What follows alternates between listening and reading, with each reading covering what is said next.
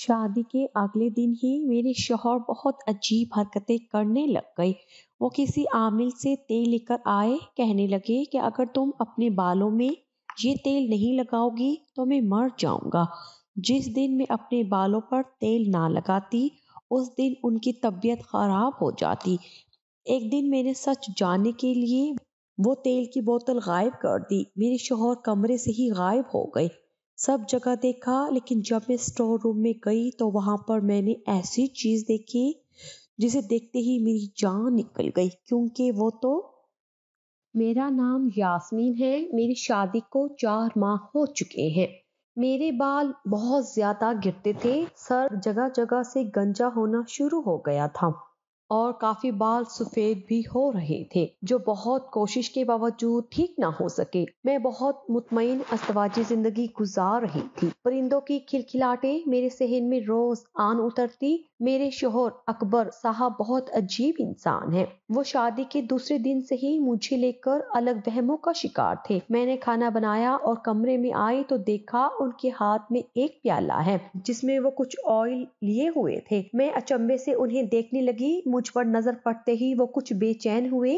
میں نے ان سے پوچھا کہ یہ آپ کے ہاتھ میں کیا ہے؟ تو کہا کہ دیکھو بیگم، یہ آئل ہے اور اس میں نے کچھ چیزیں ایسی ملائی ہیں کہ اگر تم یہ اپنے بالوں پر لگاؤ گی تو تمہارے بالوں میں یہ جگہ جگہ گنج پن ہونا ختم ہو جائے گا اور تمہارے سفید بال بھی کالے ہو جائیں گے۔ مجھے یہ حکیم صاحب نے بتایا ہے۔ میں نے ان کو منع کرنا چاہا پر ناراضگی کے ڈر سے چپ ہو گئی۔ انہوں نے میرے بالوں پر وہ آئل لگایا اور بولے جا کر سو جاؤ۔ میں جیسے ہی بستر پر لیٹی مجھے میرے پیٹ میں شدید درد محسوس ہوا، جیسے کوئی پیٹ میں سوئیاں چبو رہا ہو۔ مجھے عجیب محسوس ہو رہا تھا پر میں نے توجہ نہ دی اور نظر انداز کرتی سو گئی۔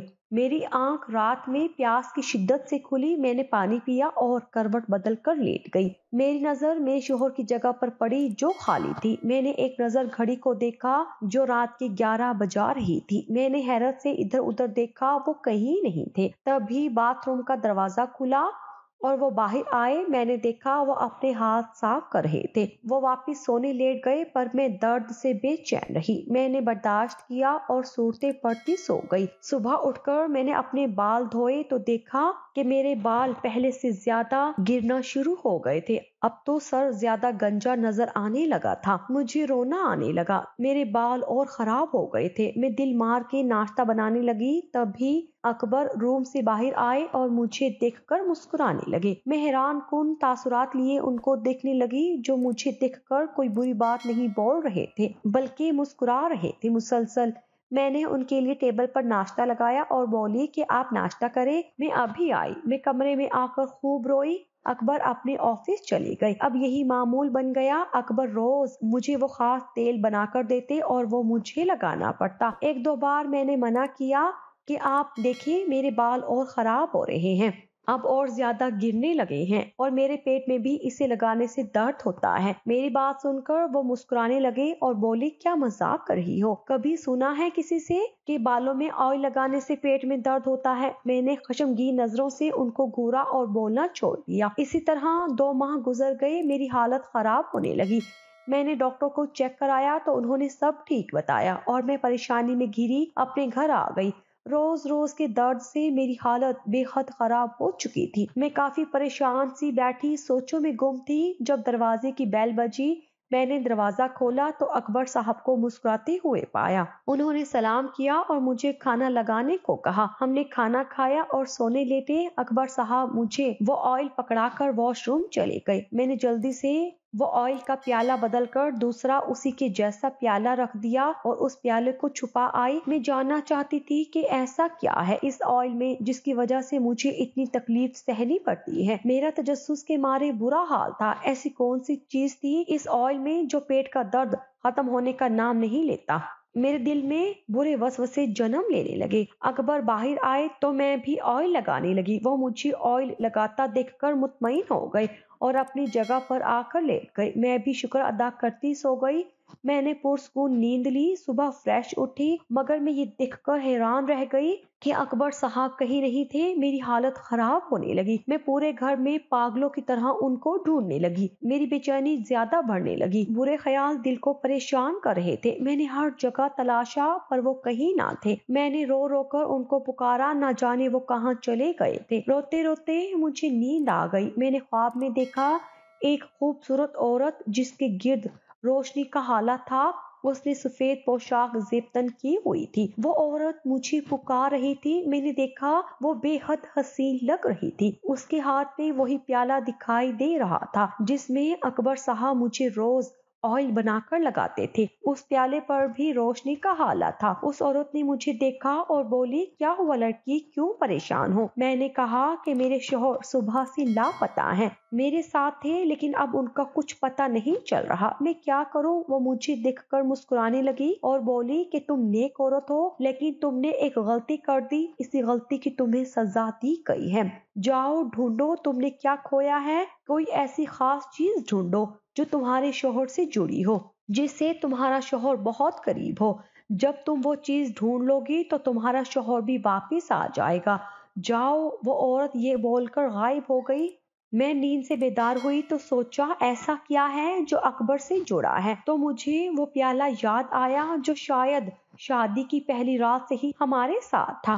ہاں وہی پیالہ، اس کی وجہ سے ہی یہ سب ہوا۔ لیکن ایسا کیا ہے اس پیالے میں؟ میں نے بیڈ کے نیچے سے وہ پیالہ نکالا اور غور سے اسے دیکھنے لگی۔ وہ باقی پیالوں کی طرح تھا۔ میں نے اس پیالے کو بیڈ پر رکھا اور خود وضو کر کے نماز پڑھنے چلی گئی۔ تھوڑی دیر بعد میں واپس آئی تو دیکھا اکبر بیڈ پر آرام سے سو رہے تھے۔ میں نے دل سے اپنے رب کا شکر ادا کیا اور ان کے پاس جا کر ان کو جگانے لگی۔ وہ اپنا سر تھام کر اٹھ بیٹھے اور مجھے گھورنے لگے اور بولے، یاسمین تم نے مجھ سے جھوٹ بولا کہ تم نے وہ آئل لگایا ہے، لیکن تم نے وہ تیل نہیں لگایا تھا۔ میں نے اکبر سے معافی مانگی اور ان کے کپڑے نکالنے لگی۔ وہ آفس کے لیے تیار ہوئے اور ناشتہ کرنے لگے۔ اکبر نے مجھے اللہ حافظ بولا اور چلے گئے۔ میں نے ان پر آیت الکرسی پڑھ کر پھونکی اور اپنا کام کرنے لگی۔ میں کام سے فارغ ہوئی تو کل کا پورا واقعہ میری آنکھوں میں جاذبیت کے ساتھ تازہ ہو گیا۔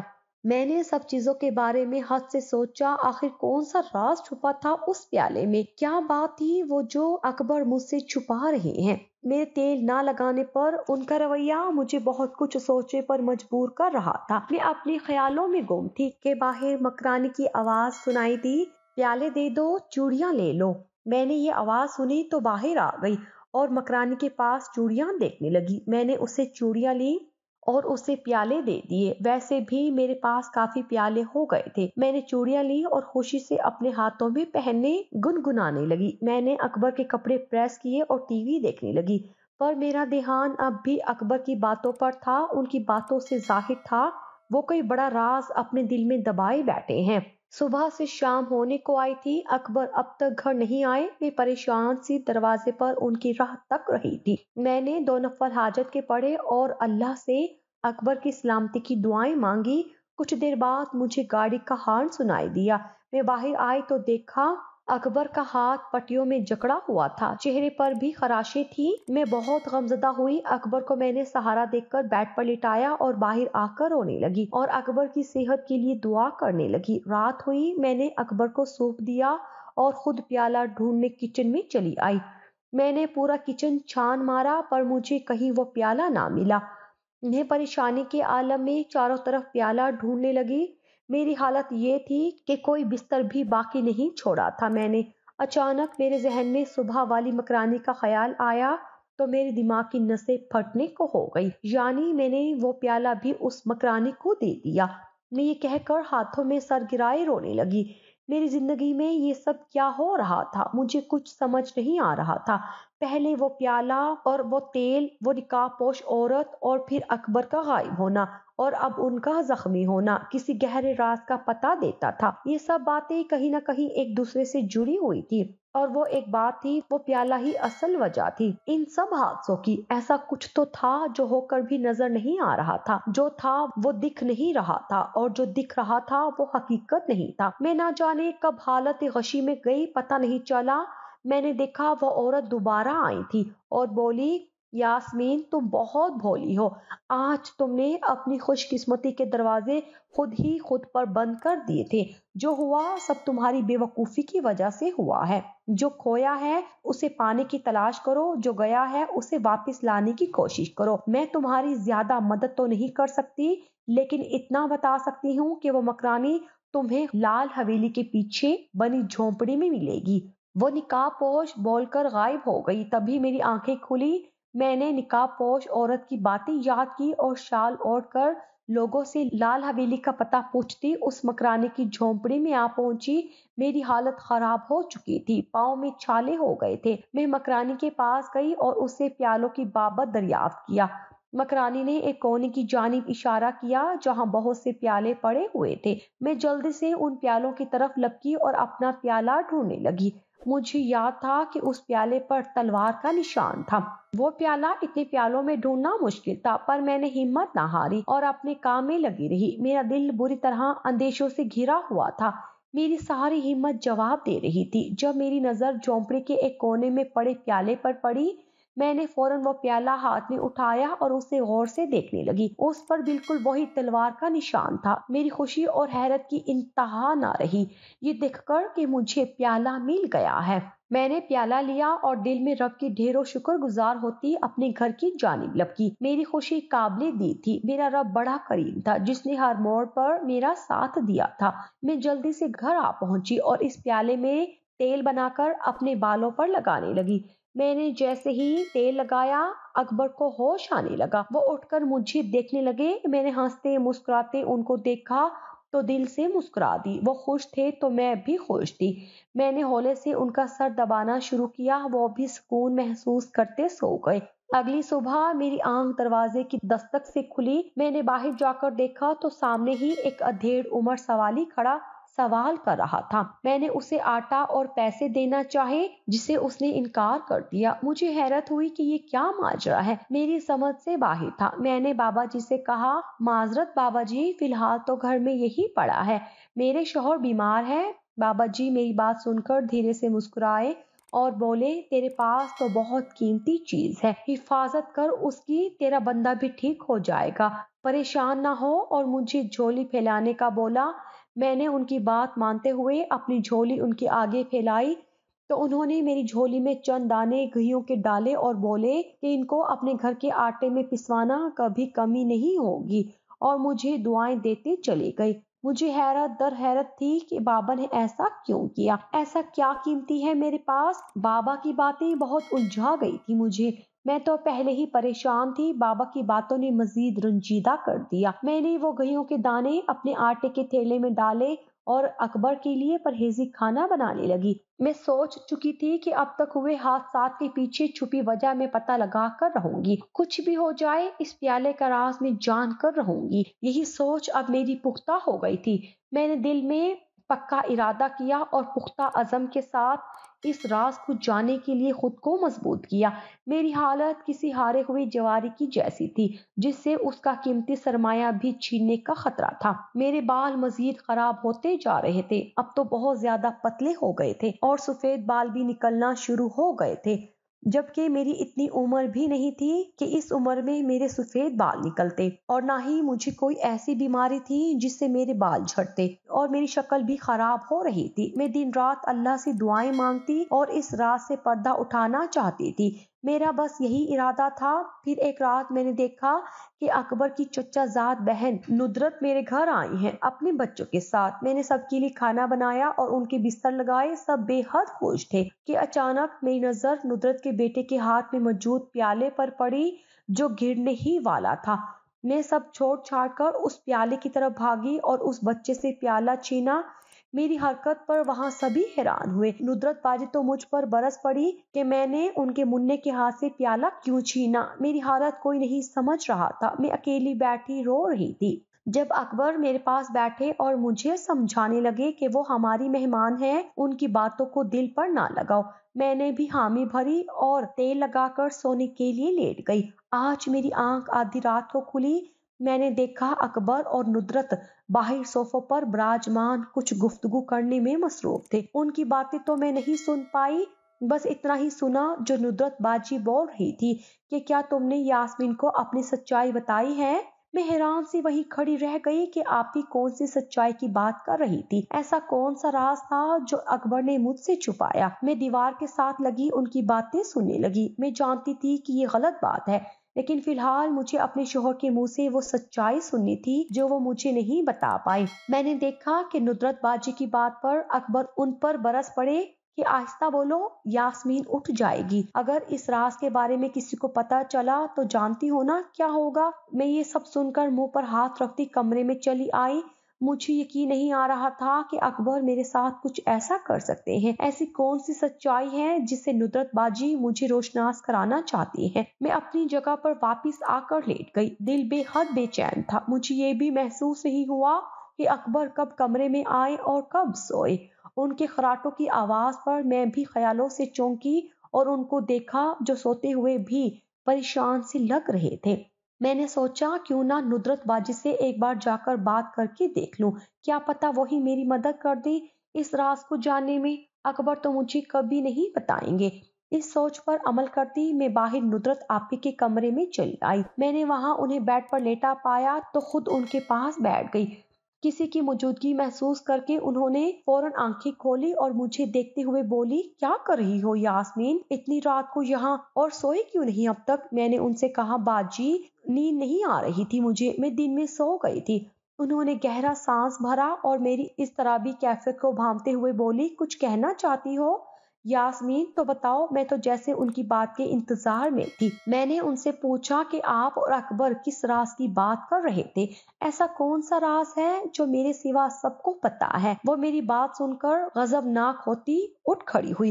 क्या बकवास कर रही हो यास्मीन, कौन सा राज, कैसा राज, तुम्हारा दिमाग तो ठीक है। आधी रात को कैसी बहकी बहकी बातें कर रही हो। अगर अकबर को तुम्हारी इस जुर्रत का पता चला तो वो तुम्हें जान से मार देगा। मेरी मानो तो खामोशी से जाकर सो जा, रात बहुत हो चुकी है। नुदरत बाजी के जवाब देने पर मैं अपना सा मुंह लेकर रह गई। मेरा कोई हाल नहीं जानना चाहता था, किसको कहती, लेकिन मैं तहिया कर चुकी थी। इस प्याले के राज को किसी भी सूरत जान कर रहूंगी। मैं सुबह होते ही घर का एक एक कोना चेक करने लगी कि कहीं कोई सुराग मिल जाए। मैं सारी जगहों पर देख चुकी थी, अब सिर्फ स्टोर रूम बाकी था। मैं कभी उस स्टोर रूम में नहीं गई थी क्योंकि वो काफी सालों से बंद था। मैंने किचन से चाबी ली और स्टोर रूम के अंदर दाखिल हुई। पूरा स्टोर रूम अकबर के बाबा और फैमिली फोटो से भरा हुआ था, लेकिन इन सब में एक मुश्तरका चीज थी, वो प्याला। हर जोड़ी के हाथ में एक खूबसूरत प्याला था। मैं देखकर हैरान हुई। अपनी हैरानगी पर काबू पाते हुए मैं आगे बढ़ी और एक छोटी सी संदूक के पास चली आई। मैंने जब उस संदूक को खोला तो उसके अंदर गर्द से अटा एक खाकी लिफाफा था। मैं बस यही सोच रही थी कि आज इस रात से पर्दा उठ जाएगा। मैंने वो लिफाफा खोला और उसमें से खत निकालकर पढ़ना शुरू किया। जूं जूं खत पर लिखी तहरीर में पढ़ती जा रही थी, मेरी आंखें हैरत की ज्यादती से बड़ी होती जा रही थी। अस्सलाम वालेकुम मेरे वारिस, मैं राना मुनीर साकिब आज एक अनोखी सच्चाई से रोशनास कराने के लिए ये खत लिख रहा हूँ ताकि मेरे बाद ये खत तुम्हारी रहनुमाई कर सके। सही रास्ते को मुंतखब करने में ये हमारे बाप दादों बल्कि परखों से ये रस्म चली आ रही है कि हमारे परखों की मन्नत है, जब भी कोई औरत शाह खानदान में आएगी तो उसे इस रस्म को हर हाल में निभाना होगा, वरना इस खानदान के वारिस को जानी और माली नुकसान होगा। मेरे बाद ये प्याला मेरे वारिस को दिया जाए और इसी तरह आगे मेरे वारिस के वारिस को ये रस्म बरकरार रखी जाए। वो प्याला बेश कीमत है, उसकी हिफाजत हमारे वारिस की हिफाजत है। ये खत पढ़ने के बाद मेरे दिमाग में मौजूद गुत्थियां सुलझती गई। मुझे हर चीज समझ आ गई थी कि पुराने अकीदे किस तरह लोगों की आज की जिंदगी पर असर अंदाज होते हैं। पुरानी रस्में भी कभी कभी वबाले जान बन जाती हैं। इसीलिए अकबर का रवैया मेरे साथ ऐसा था। जो तेल मुझे लगाते वो भी इसी मन्नत की वजह से था। राज पर से पर्दा उठ चुका था।